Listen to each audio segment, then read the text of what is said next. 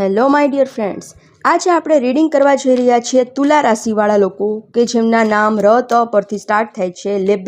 લિબ્રા જેમની રાશિ છે. યુનિવર્સ પ્લીઝ મને જણાવો કે તુલા રાશિવાળા મારા વ્યુઅર્સ જે છે એમની લાઈફ 16 માર્ચથી 22 માર્ચ કેવી રહેવાની છે, ફેમિલી લાઈફ કેવી રહેવાની છે,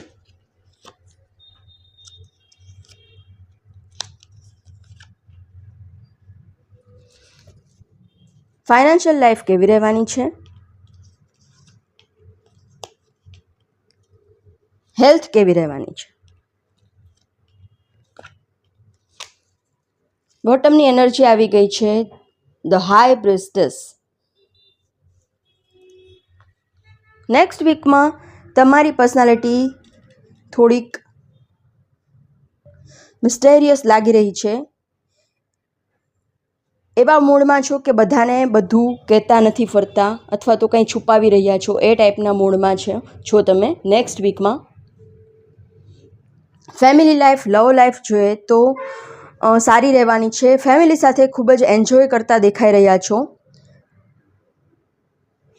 થોડાક સરેન્ડર મોડમાં પણ દેખાઈ રહ્યા છો, રેસ્ટના મોડમાં પણ દેખાઈ રહ્યા છો કે નેક્સ્ટ વીકમાં એવું થઈ શકે છે કે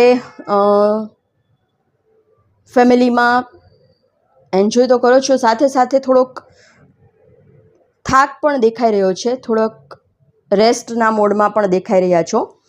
ઓકે, ફાઇનાન્શિયલ લાઈફ જોઈએ તો એવું બની ખૂબ જ સારી છે ફાઇનાન્શિયલ લાઈફ. પાર્ટનરશિપમાં કોઈ બિઝનેસ કરો છો તો એવું પણ દેખાઈ રહ્યું છે.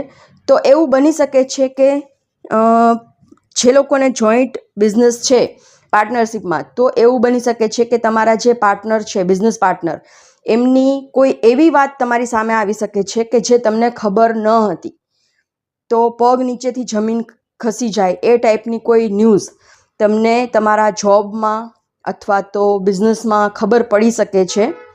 તો એનું ધ્યાન રાખજો. અથવા તમને ન ખબર હોય તો તમારા પાર્ટનર ઉપર થોડીક નજર રાખવાની પણ તમને સલાહ આપવામાં આવી રહી છે.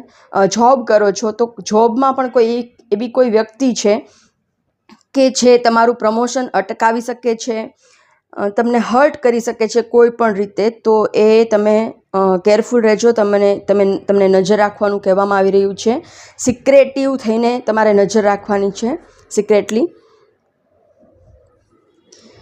હેલ્થ ખૂબ જ સારી છે, બધું જ ઓવરઓલ સારું છે, પણ કોઈ વસ્તુની ખોટી ચિંતા કરીને જાતે ને જાતે બર્ડન લેતા દેખાઈ રહ્યા છો. એકચ્યુઅલમાં એવું કંઈ છે નહીં.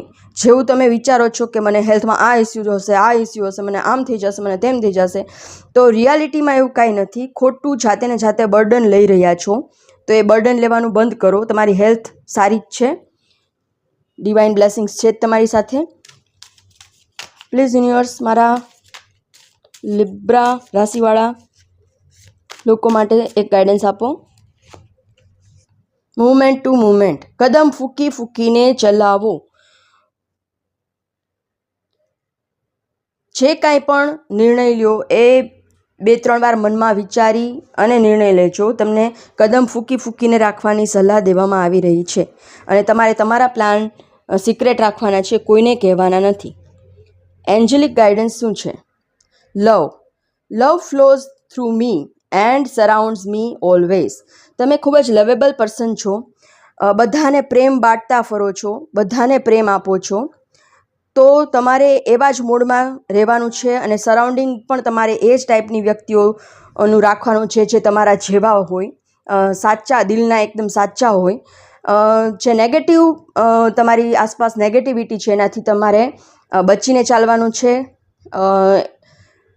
એમના સરાઉન્ડિંગ્સમાં તમારે આવવાનું નથી અથવા એમને તમારા સરાઉન્ડિંગમાં આવવા દેવાના નથી. તમે જેવા છો એવા ખૂબ જ સારા છો, એવા જ તમારે એવી જ એનર્જીમાં રહેવાનું છે. તમે દિલના ખૂબ જ સાચા છો. Thank you so much.